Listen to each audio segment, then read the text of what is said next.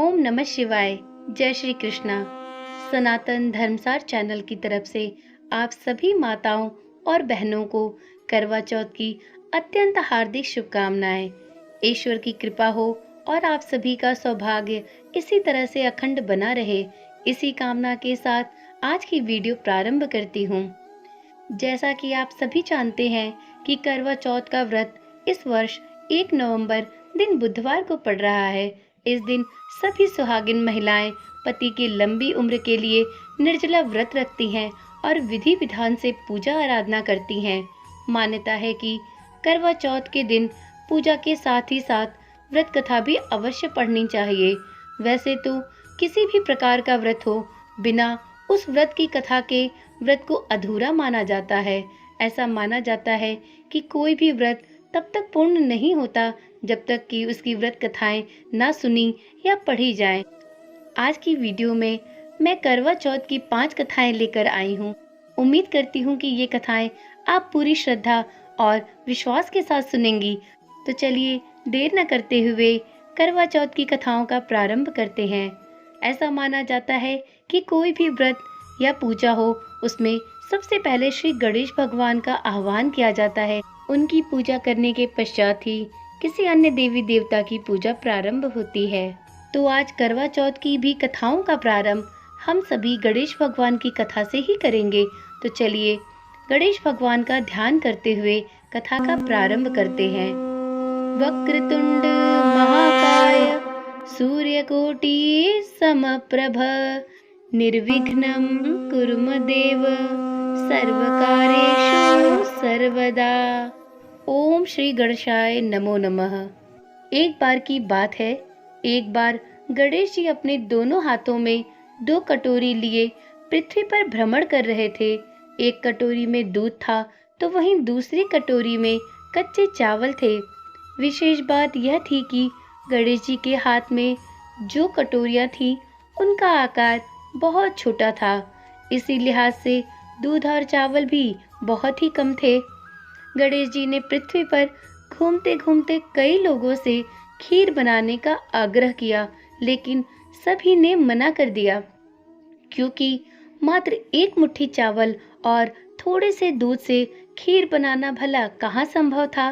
तभी श्री गणेश एक बुढ़िया यानी कि एक बूढ़ी अम्मा के दरवाजे पर पहुंचे और उनसे प्रार्थना करने लगे कि अम्मा मेरी खीर बना दो।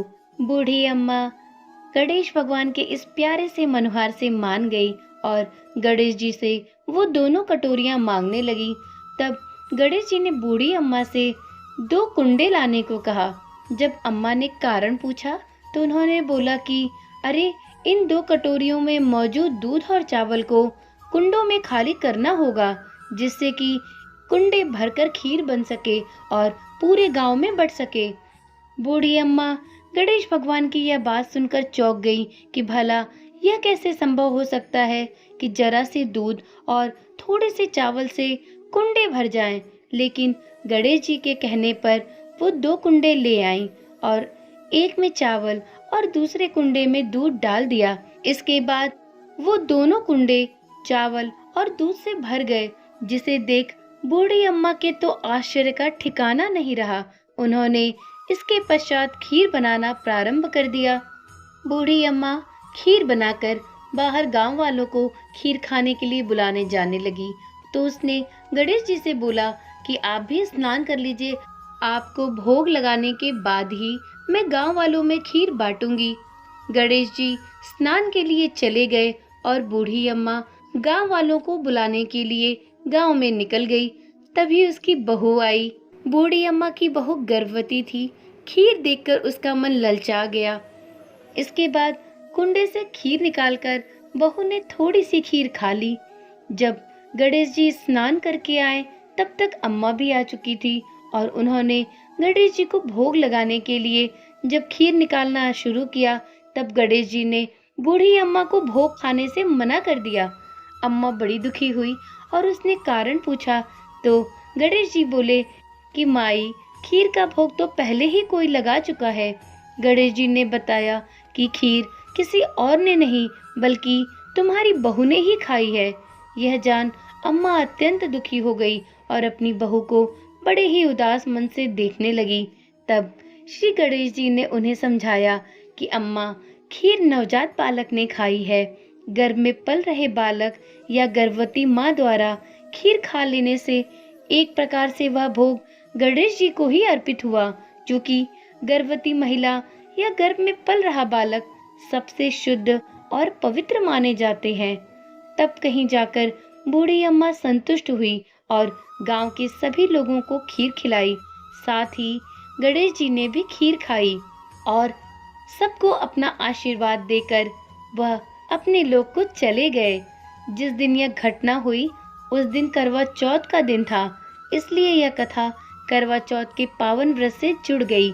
यही कारण है कि करवा चौथ के दिन गर्भवती महिला द्वारा भोजन करना वर्जित नहीं माना जाता, बल्कि इसे एक प्रकार से भगवान का भोग लगाने के समान ही माना गया है। इसी वजह से प्रत्येक वर्ष करवा चौथ का व्रत रखने वाली सभी सुहागिन महिलाएं गणेश जी और बुढ़िया से जुड़ी यह व्रत कथा अवश्य पढ़ते हैं। तो चलिए गणेश भगवान का नमन करते हुए, उन्हें धन्यवाद देते हुए और गणेश भगवान का जयकारा लगाते हुए आगे की कथाएं प्रारंभ करते हैं। तो प्रेम से बोलिए गणेश भगवान की जय।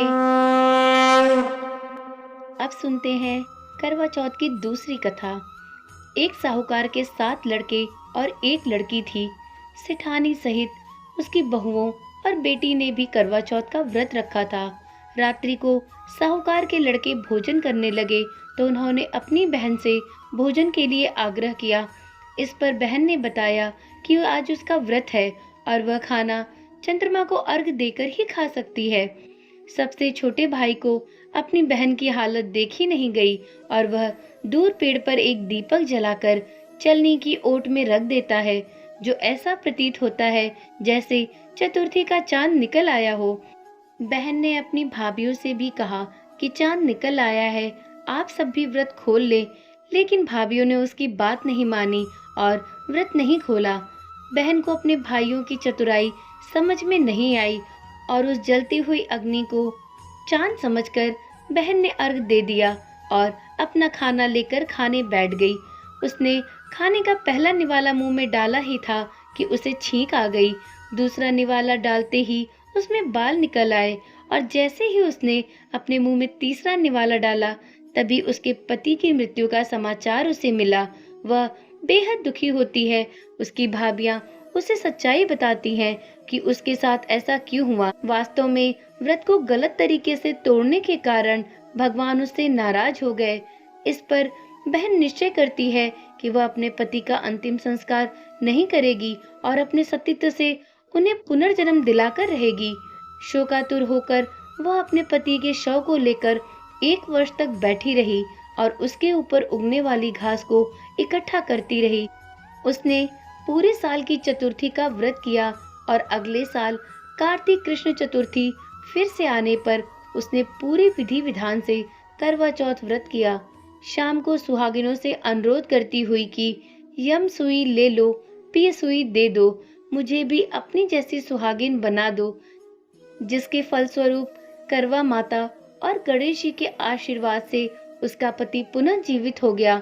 जैसे गणपति और करवा माता ने उसकी सुनी, वैसी सभी की सुने, सभी का सुहाग अमर हो। तो सब प्रेम से बोलिए करवा माता की जय। अब सुनते हैं करवा चौथ की तीसरी कथा। एक समय की बात है, करवा नाम की एक धोबिन थी जो अपने पति के साथ तुंगभद्रा नदी के पास रहती थी। करवा का पति अत्यंत ही वृद्ध था। एक दिन करवा का पति नदी में स्नान करने गया, तभी अचानक एक मगरमच्छ ने करवा के पति का पैर पकड़ लिया और नदी में खींचने लगा। मृत्यु को अपने करीब देखकर करवा के पति ने करवा को पुकारना प्रारंभ कर दिया। करवा दौड़कर जब नदी के पास पहुंची तो उसने देखा कि उसके पति को मगरमच्छ ने पकड़ रखा है, जो धीरे धीरे मृत्यु की ओर उसे ले जा रहा है। करवा ने तुरंत एक कच्चा धागा लेकर मगरमच्छ को एक पेड़ से बांध दिया। करवा के सतीत्व के कारण मगरमच्छ कच्चे धागे में ऐसा बंधा कि वह टस से मस नहीं हो पा रहा था। करवा के पति और मगरमच्छ दोनों के प्राण संकट में फंसे थे। करवा ने यमराज को पुकारा और अपने पति को जीवन दान देने और मगरमच्छ को मृत्युदंड देने के लिए कहा। यमराज ने कहा, मैं ऐसा नहीं कर सकता क्योंकि अभी उस मगरमच्छ की आयु शेष है और तुम्हारे पति की आयु पूरी हो चुकी है। क्रोधित होकर करवा ने यमराज से कहा कि अगर आपने ऐसा नहीं किया तो मैं आपको श्राप दे दूंगी या मैं नदी के पानी को ही सुखा दूंगी। यमराज करवा के ऐसी बातों को सुनकर भयभीत हो गए और उससे बोले, नहीं नहीं देवी, आप ऐसा मत करना, क्योंकि यदि नदी का पानी सूख गया तो लोगों को अत्यंत कष्ट झेलना पड़ेगा। यमराज ने ऐसा कहकर तुरंत ही मगरमच्छ को यमलोक भेज दिया और करवा के पति को जीवन दान दिया। इसीलिए करवा चौथ के व्रत में सभी सुहागन स्त्रियां करवा माता से प्रार्थना करती हैं कि हे करवा माता, जैसे आपने अपने पति को मृत्यु के मुंह से वापस निकाल लिया, वैसे ही आप मेरे सुहाग की भी रक्षा करना। करवा माता की ही भांति सावित्री ने भी कच्चे धागे से अपने पति को वट वृक्ष के नीचे लपेट रखा था। कच्चे धागे में लिपटा प्रेम और विश्वास ऐसा था कि यमराज भी सावित्री के पति के प्राण अपने साथ लेकर नहीं जा सके। सावित्री के पति के प्राण को यमराज को लौटाना पड़ा और सावित्री को यह वरदान देना पड़ा कि उनका सुहाग हमेशा अखंड रहे। तो एक बार प्रेम से बोलिए, करवा माता की जय। अब सुनते हैं करवा चौथ की चौथी कथा। एक बार देवताओं और राक्षसों के बीच भयानक युद्ध छिड़ गया, जिसमें देवताओं की हार होने लगी। हार से बचने के लिए सभी देवता ब्रह्मा जी के पास गए। तब उन्होंने जीत के लिए एक उपाय बताया। ब्रह्मा जी ने कहा कि इस संकट से बचने के लिए सभी देवताओं की पत्नियों को अपने अपने पतियों के लिए व्रत रखना चाहिए और सच्चे मन से उनकी विजय के लिए प्रार्थना करनी चाहिए। कार्तिक माह की चतुर्थी के दिन सभी देवताओं की पत्नियों ने व्रत रखा और अपने पतियों की विजय के लिए प्रार्थना की। इसके बाद युद्ध में देवताओं की विजय हुई। तब से करवा चौथ के व्रत को रखने की परंपरा प्रारंभ हो गई। तो सभी प्रेम से बोलिए, सभी देवी देवताओं की जय। अब सुनते हैं करवा चौथ की पांचवी कथा।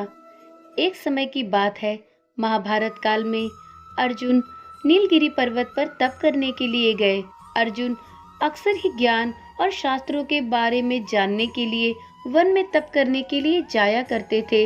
एक बार अर्जुन ऐसे ही तप करने के लिए अज्ञात वन में गए थे। काफी समय बीत गया लेकिन अर्जुन वापस नहीं आए। अज्ञात वन होने की वजह से कोई भी यह नहीं जानता था कि अर्जुन कहाँ है। उनकी कोई भी जानकारी किसी को नहीं मिल पा रही थी। द्रौपदी उनकी अनुपस्थिति की वजह से अत्यंत चिंतित हो गई। द्रौपदी ने अपने प्रिय सखा श्री कृष्ण को पूरी घटना के बारे में बताकर उनसे मार्गदर्शन देने को कहा। तब श्री कृष्ण ने कहा था कि पति पर आने वाले समस्त संकटों को काटने की क्षमता सिर्फ पत्नी में ही होती है। इस संसार में पति पत्नी ही एक दूसरे के मुख्य मित्र और संरक्षक होते हैं। दोनों ही एक दूसरे की रक्षा करने के लिए और एक दूसरे का साथ देने के लिए होते हैं। तुम्हें इस संकट में अपना संयम नहीं खोना चाहिए। उन्होंने यह भी कहा कि तुम अर्जुन की रक्षा के लिए करवा चौथ का व्रत रखो। फिर श्री कृष्ण जी ने करवा चौथ व्रत के बारे में द्रौपदी को पूरा विवरण दिया। यह कहने के बाद श्री कृष्ण ने द्रौपदी को करवा चौथ व्रत की कथा सुनाई और सारा विधि विधान समझाया। द्रौपदी ने भी पूरी श्रद्धा भाव के साथ करवा चौथ का यह पावन व्रत रखा और सारे विधि विधान भली प्रकार से संपूर्ण किए। इस व्रत का समापन होते ही अर्जुन शास्त्रों के ज्ञान को प्राप्त करके अपनी पत्नी द्रौपदी के पास वापस लौट आए। तो इस प्रकार द्रौपदी ने करवा चौथ का व्रत करके अपने पति अर्जुन को वापस प्राप्त किया। तो बोलो एक बार श्री कृष्ण भगवान की जय। इस प्रकार करवा चौथ की पांचों कथाएं संपन्न होती हैं।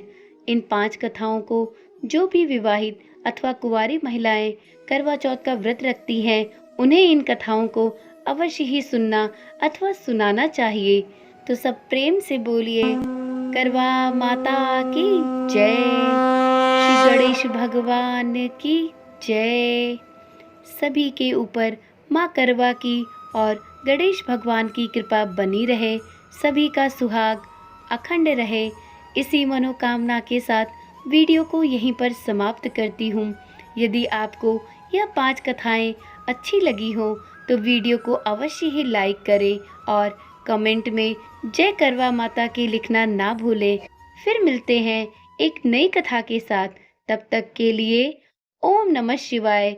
जय श्री कृष्णा। राधे राधे।